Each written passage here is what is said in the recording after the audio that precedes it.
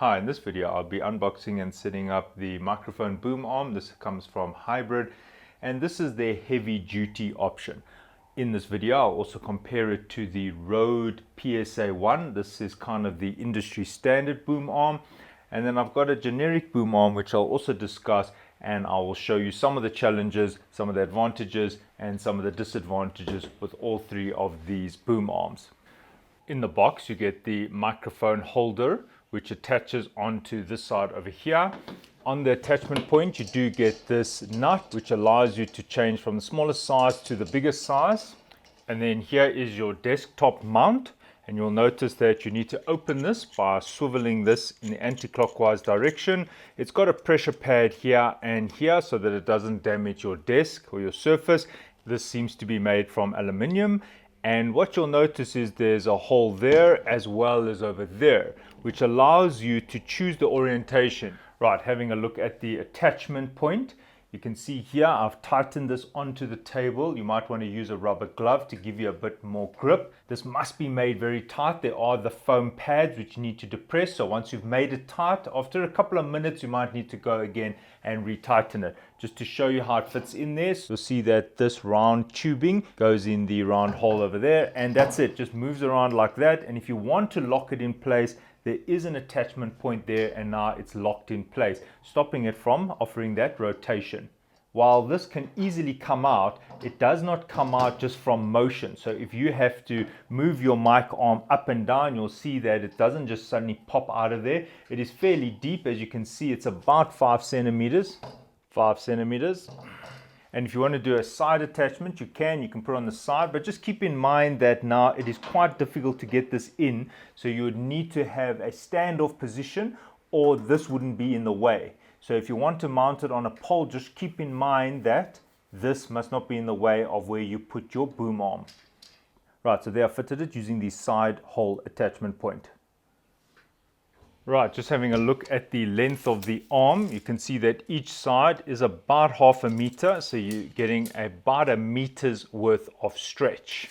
Right, just having a look at the materials and the construction, you can see here at the attachment point they've used a wider fitting. There's a nut and bolt that is quite long going through here, providing extra lateral support. There are the 2 springs. You can see attachment point over there, and you'll notice that this is actually tapered. So it's coming inwards like that to this attachment point here, and you've got a knob here to tighten it, just made of plastic, and there you can see it is hollowed out.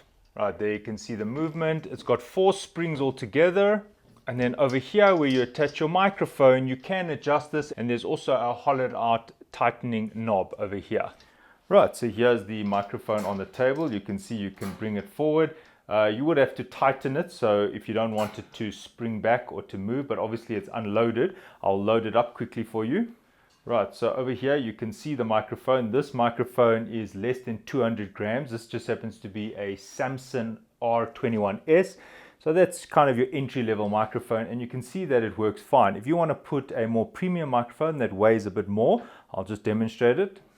Right, so now you can see I've put the Rode NT1, comes with the suspension spider as well as the pop shield, and you can see that it immediately collapses. You'll have to tension it on the side quite a bit, and also over here.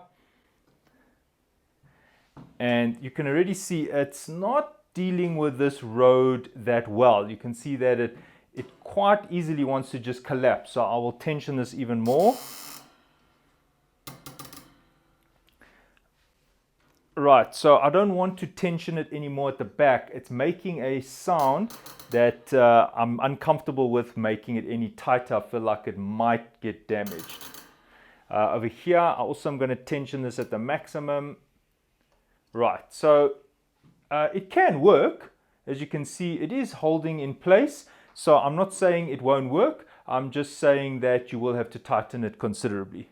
If you're going to be using the Procaster from Rode, that is even heavier. And then we also have to keep in mind the cable weight for the microphone. If you are going to be using a heavy microphone and moving this a lot, you might need to think about tensioning these springs a bit more. I do see there is an attachment point over there, and I just wonder if that allows me to change this to that point over there to increase the tension to make this handle a heavier microphone. As you can see, there is already a pre-drilled hole, and we can try it.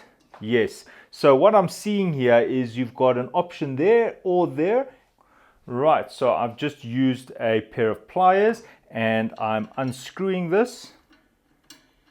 And there you can see I can now put this through the top hole.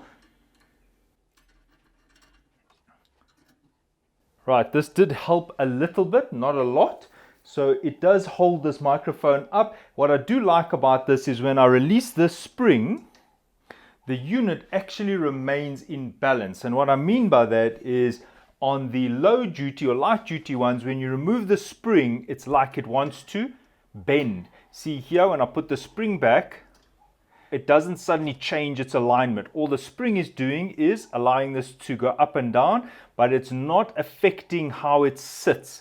So for example, if I remove the spring, I was worried that the boom arm would start leaning to the one side, and it doesn't. If you are going to be using a heavy microphone and you find that tightening this is insufficient, then all you need to do is take a very small socket set or your pliers and just tighten these nuts over here.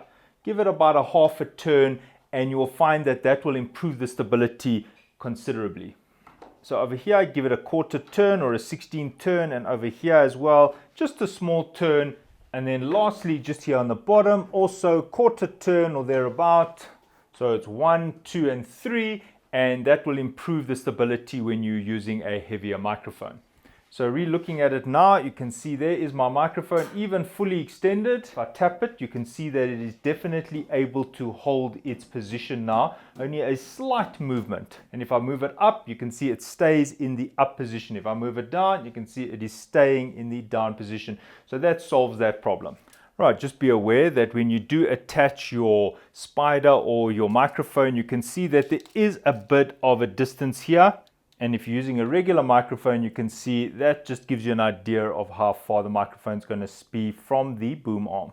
Right, now for the last part of this video, I'm just going to compare this unit to the Rode PSA1 and then to a light duty generic boom arm. Now let's start with the light duty generic boom arm. Now looking at the construction, the first thing you're going to notice is, look at this.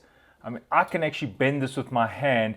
And look how deformed this is, and I've had to actually put a screw in here to provide it with support. So this part here is totally collapsed. Obviously the arm was not strong enough. I mean, just looking over here, you can see that that has disintegrated. I did not change the tension over here. This is just wear and tear. And this unit, I did make these a bit tighter for the same reason, as it couldn't handle a heavier microphone. I suppose you could put your cable through the back here, but I preferred not to. Right, so just having a look here, you can see how this has totally disintegrated. If you look at that, you can see that it is just not strong enough. Look at that, it can bend so easily, and if I want to bend it out, I mean, this is really flimsy. Looking at the back, you can see how worn away it is. Over here where the microphone is fastened, the only problem I have is this. There is no way of locking it in place. So that means that if you pull your microphone too vigorously or you turn it, and over time you forget that this is actually turned like that, boom, look at that, it'll come right out of its socket. Right, so the light duty is about 0.8 millimeters thick over there, and the tubing, you can see it's actually less than 0.6 millimeters. So what do I like about this? Well, it folds up into a really small piece of equipment, number one. Number two is it's really cheap. Those are the only benefits of this item. Now the Rode unit uses a different design. There are leaf springs 1, 2, and I think there's another one over here. And what happens is the spring mechanism is actually inside. So if I close it like that, it automatically wants to open. You see, as I let it open, it wants to open. And just holding this in hand, this feels like a solid piece of equipment. Just taking a sample there of the thickness, 1.9 mils for the thickness. And over here, 2 millimeters. Quickly comparing this to the heavy duty version, you can see 1.7. And if I take a sample over here, about 1.5 millimeters. The Rode comes with this type of desktop attachment. So if you have a look here, you're going to see that if you've got a much fatter desk, you're going to see that the Rode has a bit of a wider mouth. If you already have the Rode desktop attachment, you can see that it can fit, albeit a little bit loose for the hybrid version. The Rode also comes with this through hole attachment, so you will drill this through your wooden desk and then you can attach it like that, and then this is snug. And this is like a surface mount. You can put your boom arm straight into the hole. It does have this nice plastic material here, so it'll probably be quite smooth if you rotate your boom arm. On this side, if I unscrew this, you will see that pull this out, there's that little crevice there, so it'll stop this from just falling out. You'll have to unscrew it quite a bit for this to fall out, so that is an improvement on the bottom of the range version. But ultimately, this does still feel really cheap. I don't think there's much improvement on this knob versus the light duty version of the one I've just shown. Right, having a look at the Rode option, you can see that you've got these two tightening knobs on the side here, and then you've got a fastening nut over here. Overall, obviously the construction is much better quality. If you do put your microphone holder over here, you can see that you can tighten it with that one or that one, and it offers a decent fitting. Right, just comparing the mass, if we take the hybrid heavy duty, it's just over 1 kilogram, and the Rode is about 300 grams heavier. And the light duty, you can see it's about 0.5 kilogram. So a big difference between the light duty and the heavy duty. Right, so over here we have the Rode with the NT1 microphone, and you can see the motion. It is pretty smooth. It's almost like it's designed for this particular microphone. So one of the things I can tell you straight off the bat is that it holds a position very easily. It's got a smoother travel, and then when it pauses, it's better. And I think that's got to do with the spring system they're using. Overall, you can see that if I extend it to the fully extended position, it is still fine, and even when I tap it, you can see that it self-corrects quite well, although there is a bit of a wobble there, but it doesn't just drop down and drop down. If you need to pull this down, it'll go down. If you need to pull this up, it goes up. So it does follow you where you want it to be, and then it stays there quite nicely.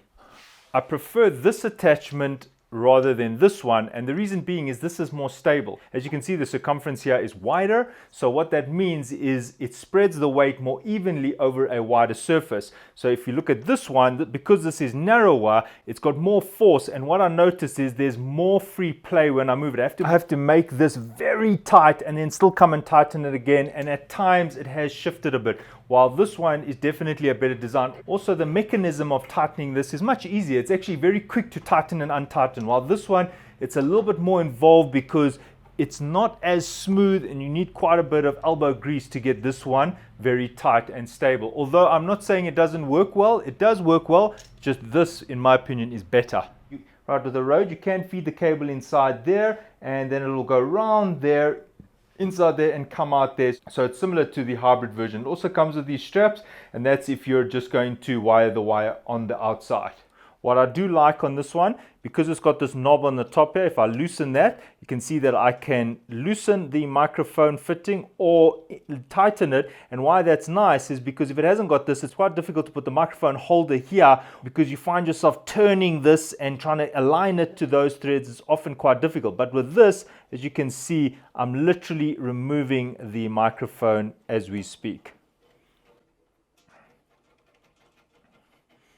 What I don't like are these knobs here. They're very close to this side over here. I find myself not having enough room to move between there and there.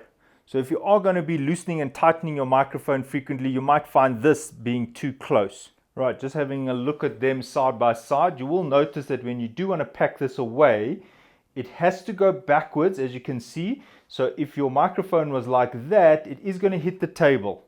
That is also true for the hybrid version. When you pack it away, it is also getting very close to the table. If you need this to sit exactly vertical, you can see that there is a distance that is created. I'll tell you why that's important in a second. Now, the same is true for the hybrid. You can see that there is a distance that's created. And why that's important is if you want to mount this on a wall, you might want this to pack away completely, but you'll see that it does need to go further back. And that's why wall mounting this is going to be a bit of a challenge. So say, for example, you did want to mount it on a wall like there. As you can see, I've got a wall mount option there.